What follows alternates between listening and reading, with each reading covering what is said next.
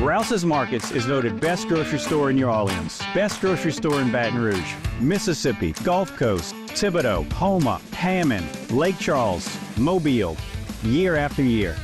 Thank you for choosing us best grocery store on the Gulf Coast. Number one. Thank you. Thank you. The number one grocery store In Mississippi, Alabama, Louisiana. 1 million customers a week can't be wrong. Welcome to Rouse's.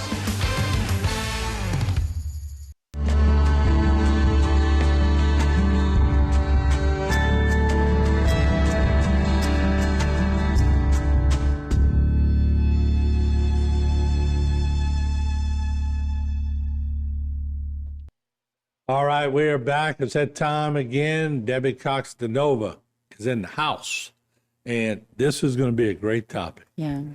Because everyone who really knows me knows that if you come to me and you're a Debbie Downer, or didn't mean that, because you're not, and just a negative person, that's poison to me. Yeah. Yeah. That's poison. And I go, did anything good happen today? Sometimes I tell people, did anything good happen today? Yeah. And it shuts them down like that.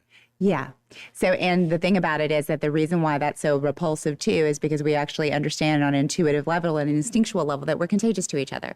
So if someone is constantly beating a negative drum and they're introducing those thoughts to you over and over again, there's a greater likelihood of you also starting to think negatively. Mm-hmm. And of course, having the negative neurochemistry that comes with those thoughts.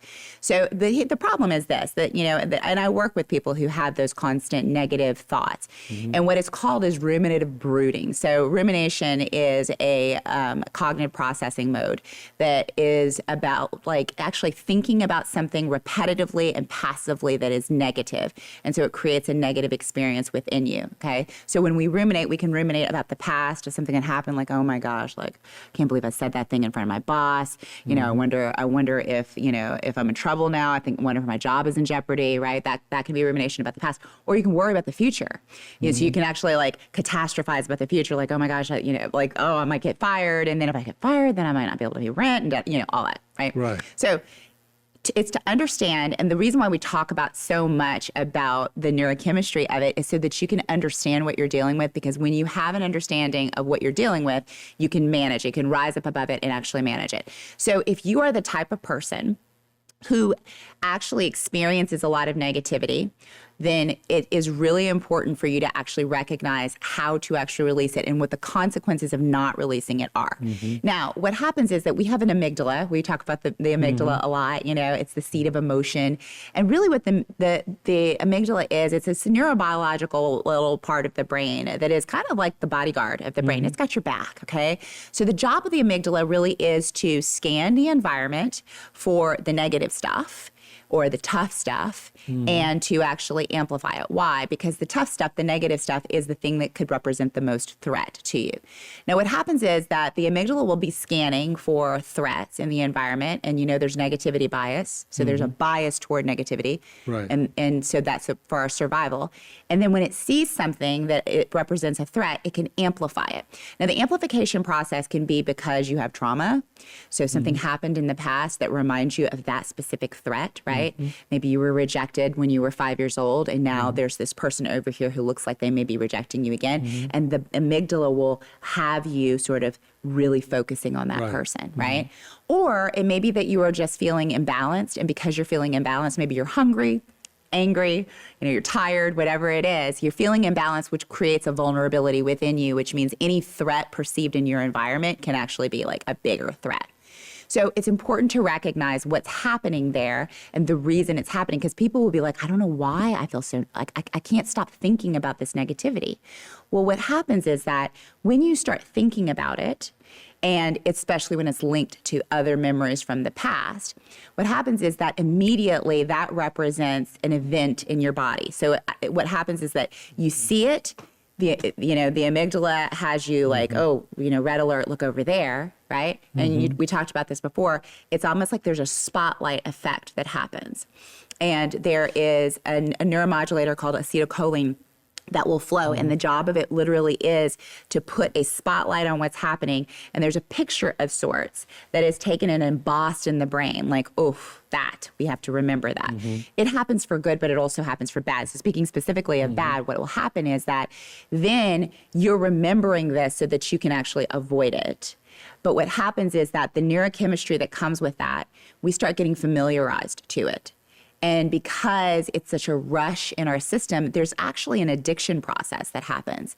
This is why people who have chronic negative thoughts and know that it's not good for them continue to have chronic negative thoughts. They're picking those lower vibration perspectives everywhere they go, and they're feeling that new rush of the same familiar neurochemistry. But can't you be programmed? I was programmed as an early child. I never forget, I told my daddy, I can't. Yeah. And he sat me down. He said, I want you to go get the dictionary. So I'm going to get the dictionary. Yeah. He said, look up the word can't. And I looked. And of course, there was no word can't. Yeah. And then he bought me a plaque. He went to the store later that weekend. He came back with a plaque. You can if you think you can. This was an athletic thing. I told him, I don't think I can beat this other guy. Yeah. He embedded that in my brain at an early age. So there's two words to me that define my life: can and can't. Yeah. So I always think I can. Absolutely. What's really powerful about that is that it's a core memory for you where your dad didn't just teach you a lesson. He didn't just like speak the lesson, but he actually had you involved in it. Because really, you know, when we talk about the neuropsychology of learning, there are two parts to it. There's the activation process, but there's also the installation process. We as human beings, we're so good at the activation part. Like I'll tell you something and you're like, oh, okay, that makes sense, right? So that activates something within you. In order for you to actually get it wired into your system, though, you need that installation, and you can do the installation through enjoyment, but experiences. So you actually getting it for yourself and getting a plaque about it will actually help install it within you. And that is a really good point because you had the good fortune of having a father who could teach you good things that actually have you develop a positive self-concept. Those of us who maybe didn't have that can still do that through the same technology. But we just have to understand what's at play, and that when we're in that addictive loop, when we're in that ruminative, brooding process, that we need to be able to interrupt it quickly and actually introduce something that's going to give you agency in the moment so you can rewire. That's why every time we have a problem, whether it's mechanical, electrical, or in our system at HTV, I can always find a way to make it work. Yeah. Because it was inbred in my brain at a young age. That's it. So many people go, no, we can't fix that. Oh, yes, we can. Yeah. You gotta work at it. Yes, absolutely. Yeah. All right, we're gonna take a break. We're gonna come back, another great topic, Debbie Cox DeNova, and we'll be back. Don't go away.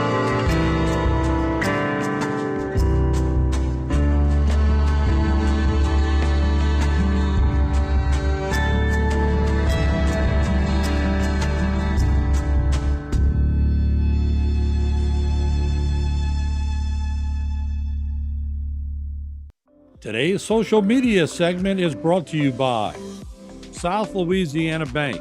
It's better when we bank together. Waits and Downer, attorneys at law. Terrebonne Ford, built Ford tough.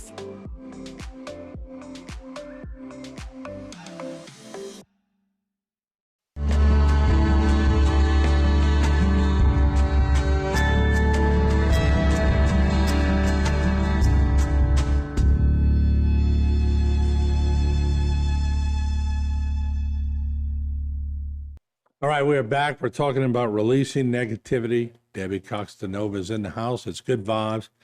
And in that plaque my daddy brought me, there's one line that says, if you think you are beaten, you are.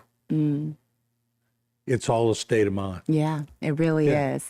And so here's the thing is to remember is that sometimes the brain will have these cognitive distortions if you were not taught as a child how to frame something up properly. It's important to recognize that we're telling stories all the time, and we're actually reacting to the stories that we tell about what's happening, right? It's not about what's actually happening. So when Dr. Martha Beck, she's a life coach and also sociologist, she talks about the difference between clean suffering and dirty suffering. So clean suffering would be like if you get punched in the head, you're suffering from that. You know, like dirty suffering is the one that we do the most, right? Dirty suffering is where we are creating a story about something and we are suffering based on the story that we're telling. Self-inflicted. Self-inflicted. And people don't realize that because they're so familiarized to the story that it becomes their reality, their sense of reality.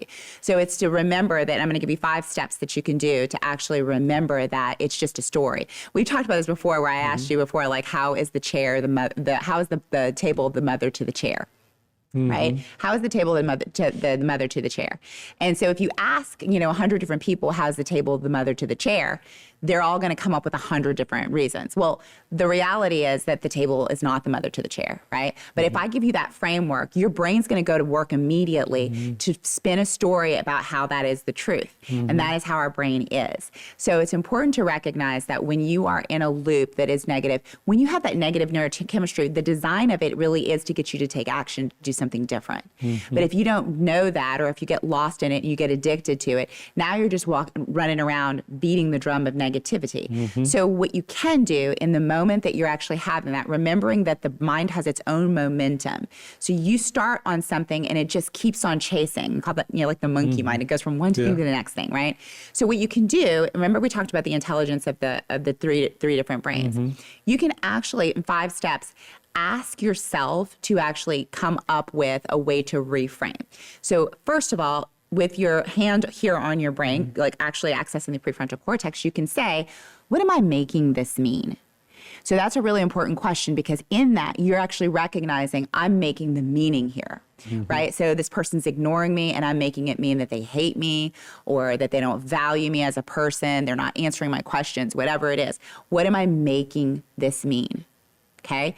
Now, once you've actually identified what you're making it mean, then you want to access the heart brain because it doesn't think in polarity. And oftentimes you're going to get an answer even before you ask the question because there's a knowing here, but you have to tap into it.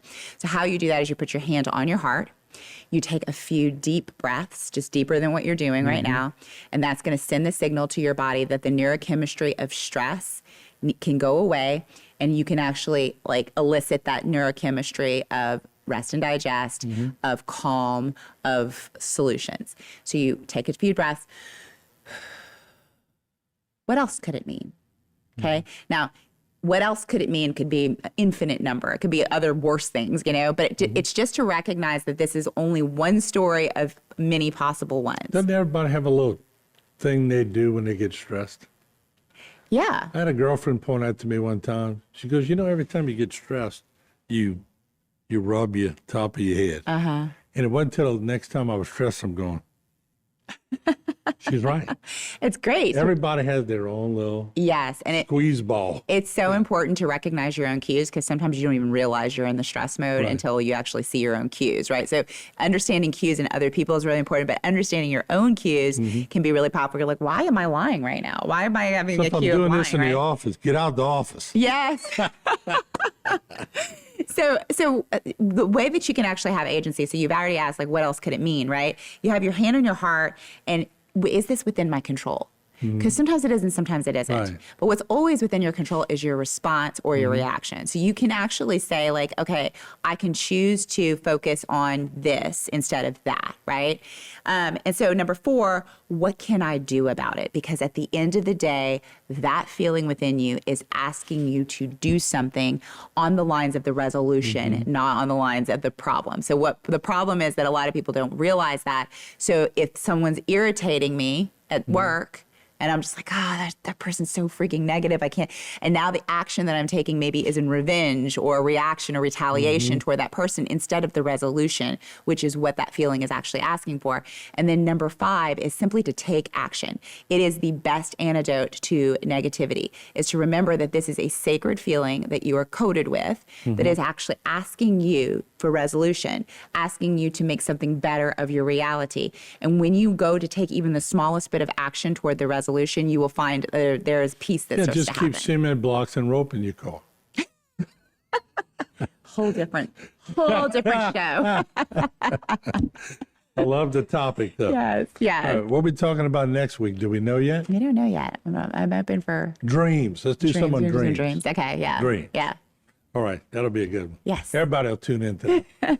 All right, we will see you next week. Another episode of Good Vibes.